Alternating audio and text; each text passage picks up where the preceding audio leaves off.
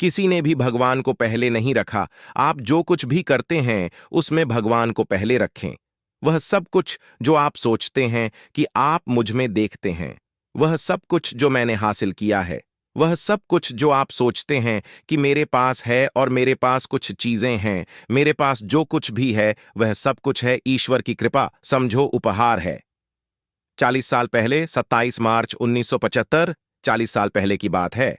अभी पिछले मार्च में मैं कॉलेज से बाहर जा रहा था। मेरा ग्रेड पॉइंट औसत 1.7 था। मुझे आशा है कि आप में से कोई भी इससे संबंधित नहीं हो सकता।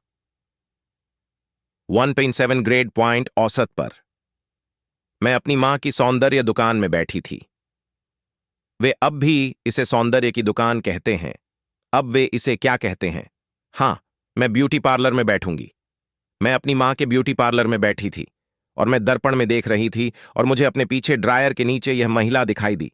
और हर बार जब वह ऊपर देखती थी, हर बार जब मैं ऊपर देखता था, वह मेरी ओर देखती थी, बस मेरी आंखों में देख रहा है। मैं नहीं जानता वह कौन थी। और मैंने कहा, आप जानते हैं? उसने कहा, कोई मुझे एक कलम दे। मुझे एक कलम दे तो मेरे पास एक भविष्यवाणी है। 27 मार्च 1950। उसने कहा, लड़के, तुम दुनिया की यात्रा करोगे और लाखों लोगों से बात करोगे। अब ध्यान रखें, मैं कॉलेज से भाग गया। मैं सेना में शामिल होने के बारे में सोच रहा हूं। मुझे नहीं पता था कि मैं क्या करने वाला हूं। और वह मुझसे कह रही है कि मैं दुनिया की यात्रा करूंगी और लाखों लोगों से बात करूंगी। खैर, मैंने दुनिया की यात्रा की है और मैंने लाखों लोगों से बात की है। लेकिन यह सबसे महत्वपूर्ण बात नहीं है। सबसे महत्वपूर्ण बात यह है कि उसने मुझे जो सिखाया और उस दिन मुझसे जो कहा, वह तब से मेरे साथ बना हुआ है।